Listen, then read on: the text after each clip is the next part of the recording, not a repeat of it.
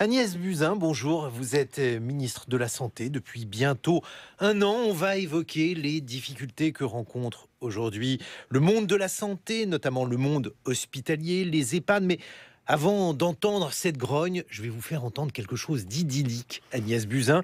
Alors malheureusement, ça date de 1962. Ce sont les actualités françaises. C'est une archive de l'INA et elle annonçait les beaux jours à venir des hôpitaux publics. Autrefois, les hôpitaux n'étaient que des centres d'hébergement relevant du domaine de la charité et destinés à recueillir les indigents. Certains bâtiments devenus vétustes et quelquefois sordides créent pour les malades un abattement psychique qui peut être une véritable hantise pour les hospitalisés. Avec la Semaine nationale des hôpitaux, la Fédération hospitalière de France nous permet d'apprécier les efforts accomplis. Le malade ne doit plus être seulement un cas pour les statistiques, un client pour les hôpitaux, mais un autre.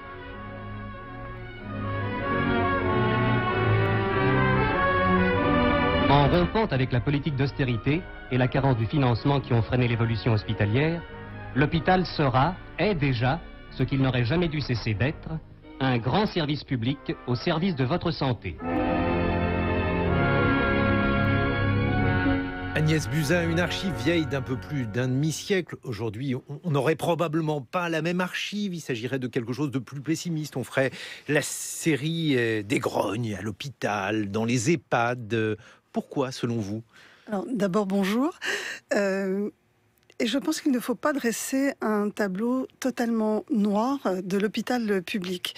D'abord, les réformes qui ont eu lieu dans ces années-là, c'est-à-dire 50-60 de l'hôpital, et qui en ont fait un grand service public, ont permis à la médecine française de devenir ce qu'elle est aujourd'hui, c'est-à-dire une médecine de très grande qualité, avec des soins de très grande qualité, et une capacité aujourd'hui à faire des Français, un des peuples qui vit le plus longtemps. Alors, pas toujours en bonne santé, mais c'est plus en raison de nos comportements. Et quand on tombe malade, aujourd'hui, en France, on est très bien soigné. Donc, nous sommes un pays de progrès médical, nous sommes un pays reconnu dans le monde entier pour la qualité de sa médecine, notamment hospitalière. Après, un système doit évoluer. Et justement, pourquoi faut-il le réformer si la situation n'est pas aussi noire qu'on le dit, Agnès Buzyn? Non, elle n'est pas noire en termes de qualité des soins. Simplement, aujourd'hui, les pathologies ont changé. C'est-à-dire que l'hôpital public des années 60 a été construit pour des maladies aiguës, pour des accidents du travail, pour des gens plutôt jeunes, puisque les Français vieillissaient moins longtemps.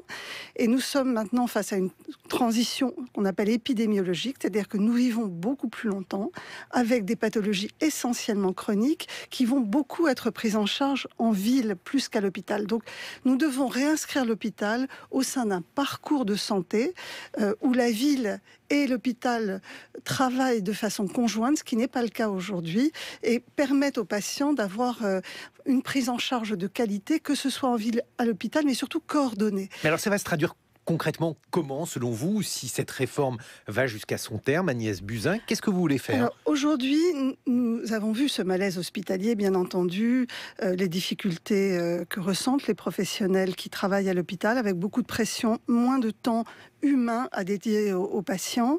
Mais en réfléchissant à la réforme que nous devions faire, nous nous sommes rendus compte, et c'est évident pour tous ceux qui travaillent dans le système, qu'on ne peut pas penser l'hôpital sans penser, ou transformation de l'hôpital, sans penser transformation du système de santé dans son ensemble. Parce que si on veut faire en sorte que la ville et l'hôpital travaillent ensemble, que les parcours du patient soient organisés, il faut tout autant travailler sur la médecine de ville. Ça veut dire en faire plus à la médecine de ville?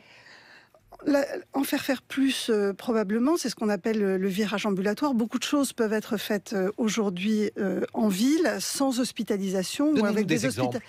Par exemple, aujourd'hui, quand vous êtes opéré par exemple de l'épaule, vous pouvez être opéré le matin, sortir le soir, ensuite être pris en charge pour la rééducation en ville. Les mêmes interventions il y a 5 ans, vous restiez hospitalisé 3 jours, et les mêmes interventions il y a 10 ans, vous restiez hospitalisé 1 semaine. On voit bien que les techniques ont changé, que les prises en charge sont de plus en plus rapidement en ambulatoire. Et les techniques ont changé, mais l'inquiétude des malades, elle est restée la même. Et chacun a la sensation que dans les différents actes médicaux hospitaliers, on sort aujourd'hui trop vite, Agnès Buzyn. Alors, on sort trop vite quand on n'est pas bien accompagné en ville. Et c'est bien de cela dont on parle. C'est-à-dire que tout cela n'a de sens que si l'accompagnement des personnes et leur prise en charge en ville est bien réfléchie, elle est organisée avant la sortie de l'hôpital. Aujourd'hui, ce qu'on reproche à ce système, c'est qu'il est cloisonné.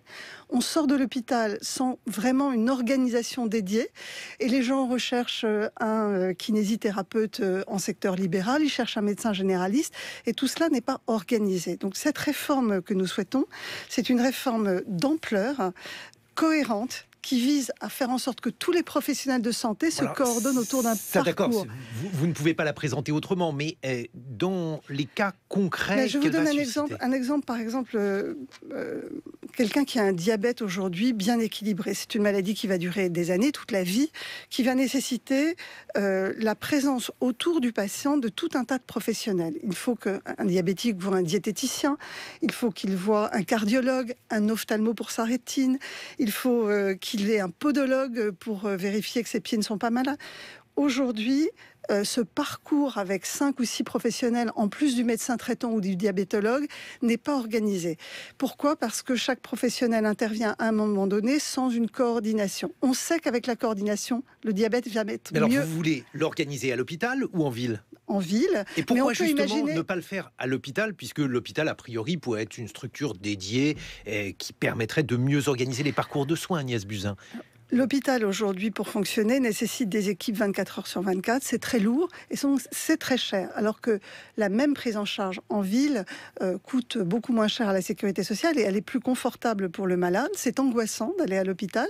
En plus, à l'hôpital, on peut attraper ce qu'on appelle les maladies nosocomiales. Et donc, tout ce qui vise à réduire les temps d'hospitalisation, c'est bien pour le malade et c'est bien pour notre assurance maladie. Avez-vous l'impression que les réformes qui ont été faites par le précédent gouvernement, notamment le tiers payant intégral, ont été des effets d'aubaine? Les médecins n'étaient pas contents, et les patients, ceux qui avaient les moyens de payer, auraient pu continuer à payer. Et il fallait évidemment augmenter la couverture de ceux qui n'avaient pas les moyens de payer. Mais lorsqu'on parle du coût de la médecine, est-ce qu'il était nécessaire de maintenir par exemple cette réforme ? Alors vous avez raison, ça a été une réforme assez brutale, assez idéologique et pour laquelle techniquement rien n'était prêt. Donc nous avons été obligés de revenir sur ce tiers payant généralisé alors que il faut bien reconnaître qu'il y a aujourd'hui en France des personnes qui renoncent aux soins parce qu'ils ne peuvent pas faire l'avance de frais. Donc on va faire du en même temps. Et le en même temps, ça veut dire permettre à ceux qui aujourd'hui n'accèdent pas à la médecine parce qu'ils ne peuvent pas avancer 9 ou 10 euros, d'y accéder, c'est-à-dire que nous devons faire en sorte que certaines populations ou certaines activités bénéficient du tiers payant. Là-dessus, c'est clair. C'est clair. Pour ceux Mais qui, monde, par exemple, cas, vous et moi, on a les moyens de payer le médecin. Ça ne peut pas être obligatoire pour vous ou pour moi. Je pense que...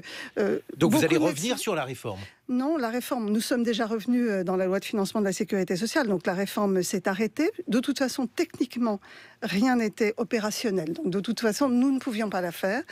Nous avons donné un nouveau calendrier de mise en œuvre du tiers payant généralisé qui va permettre aux médecins d'être remboursés à la fois sur la mutuelle et sur la part assurance maladie. Ça sera opérationnel en fin 2019, donc nous allons mettre en œuvre cette réforme, mais sur un mode volontariste, mais volontaire. Par contre, nous devons volontaire, ça veut dire que les médecins qui ne voudront pas utiliser donc ce tiers payant intégral n'auront pas à le faire. N'auront pas à le faire tout en leur proposant de monter rapidement en charge, puisqu'on s'aperçoit que c'est quand même une demande de la majorité de la population, donc il faut répondre à une demande sociétale. Mais par contre, je veux être sûr que les populations qui en ont vraiment besoin puissent accéder au tiers payant généralisé. Même chose en termes d'effet d'aubaine, l'idée selon laquelle les prothèses auditives, les lunettes, ce genre de choses pourraient être aujourd'hui intégralement prises en charge. Par exemple, les lunettes, est-ce qu'il était nécessaire de faire bénéficier la totalité de la population de cette gratuité ? Alors, ça va être beaucoup plus libre que cela. Ce que nous voulons garantir, c'est que les personnes qui en ont besoin puissent avoir accès à des lunettes ou à des prothèses auditives sans reste à charge, c'est-à-dire sans avoir à payer de leur poche. C'est cette prise en charge intégrale qui reposera à la fois sur une part assurance maladie et une part financée par les mutuelles. Cette prise en charge cette prise en charge globale, elle ne sera que sur un mode volontaire. C'est-à-dire que si vous avez envie de vous acheter des lunettes roses avec des diamants sur les côtés, avec des verres fumés qui deviennent noirs, Là, ce Là, sera bien du entendu. superflu et vous pourrez choisir ce type de lunettes et vous aurez un reste à charge. Mais nous la devons- sécurité sociale prend déjà en charge des montures sécurité sociale. Oui, alors celle-là, c'était très bas de gamme et notre idée, c'est vraiment d'élargir un Vous allez panier de monter soins. en gamme, donc. On va monter en gamme et surtout proposer des verres. Par exemple, quand vous êtes très myope aujourd'hui, vous avez accès à des verres très épais. Ça n'est pas juste. On a le droit d'avoir On a le accès droit d'être myope, d'ailleurs. et On d'avoir connaît accès à très des verres très affinés parce que on est jeune et qu'il y a un côté esthétique. Donc l'objectif aujourd'hui, c'est de définir un panier de soins de qualité. Et c'est là la grande différence, de qualité, qu'on estime absolument nécessaire pour les gens et auxquels ils pourront accéder sans avoir à débourser de l'argent de leur poche.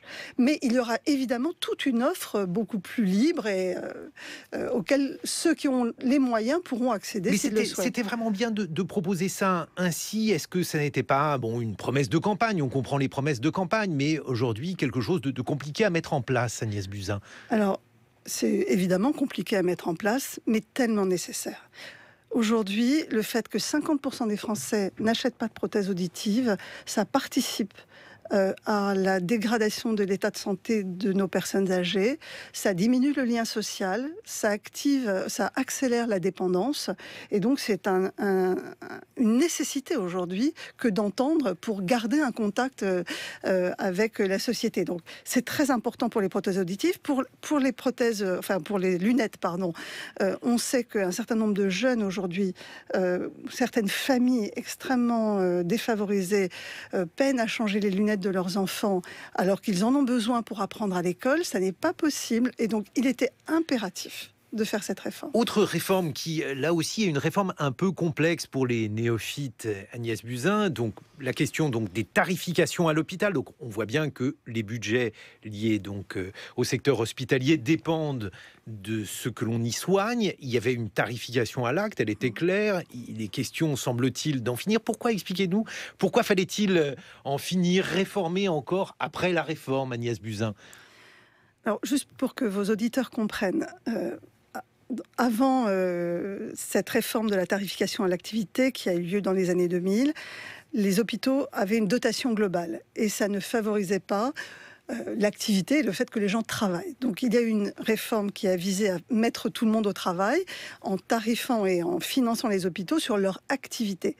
Le problème aujourd'hui, c'est que nous apercevons de la dérive qui fait qu'un la plupart des établissements cherchent à faire de plus en plus d'activités pour être rentables. Or, la médecine n'est pas qu'une question de rentabilité. La médecine, pour certaines activités, a besoin de temps. Les professionnels ont besoin de temps et ce temps n'est pas valorisé. Ce temps qu'on passe auprès des malades n'est pas valorisé. Et donc, l'idée, c'est de trouver un équilibre entre une activité qu'il faut rémunérer et d'autres services que rend l'hôpital qui doivent aussi être reconnus et valorisés. Et c'est cet équilibre-là que nous allons trouver dans la réforme tarifaire que nous allons mettre en place. Alors justement, qu'est-ce que vous allez faire? Puisque on est passé d'une époque où on ne valorisait pas les actes à l'hôpital, où en fait on faisait ce que l'on voulait dans le temps que l'on estimait nécessaire. Ensuite, il y a eu une époque où tout était très serré avec des actes valorisés et évidemment des effets pervers. Maintenant, qu'est-ce que vous voulez faire? Je voudrais valoriser ce que j'appelle la bonne médecine, c'est-à-dire la qualité des prises en charge et la pertinence des actes. Pourquoi? Parce que cette tarification à l'activité aujourd'hui, elle peut favoriser que vous gardiez un malade hospitalisé dans des lits de façon inutile parce que c'est rentable de le garder et que si vous avez des lits vides, vous ne payez pas en fait votre personnel. Et donc ça, c'est la dérive du système actuellement. Et c'est pas bien de garder quelqu'un à l'hôpital quand il n'en a pas besoin. Ça l'expose notamment à des maladies infectieuses et Ça fait la deuxième fois que vous dites ça, ça fait peur quand même. Non, les mais tout le monde le sait, je donne ça nosocomiales. comme exemple du bien fondé. Pardon. Du bien fondé, Du bien fondé de cette réforme. De ne pas garder quelqu'un inutilement à l'hôpital. Et donc, il faut que nous valorisions ceux qui travaillent bien, qui prennent du temps à l'organisation, par exemple, des parcours. Aujourd'hui, quand vous passez 1h30 à téléphoner à vos collègues en ville pour essayer d'organiser le parcours de soins de votre patient pour qu'il ne cherche pas un kinésithérapeute ou un médecin traitant, ça n'est pas valorisé. Et aujourd'hui, je veux que quelqu'un qui passe du temps à une bonne organisation, une bonne coordination, par exemple, puisse être rémunéré. Et ça, c'est la réforme à la qualité que je souhaite mettre en place. Alors,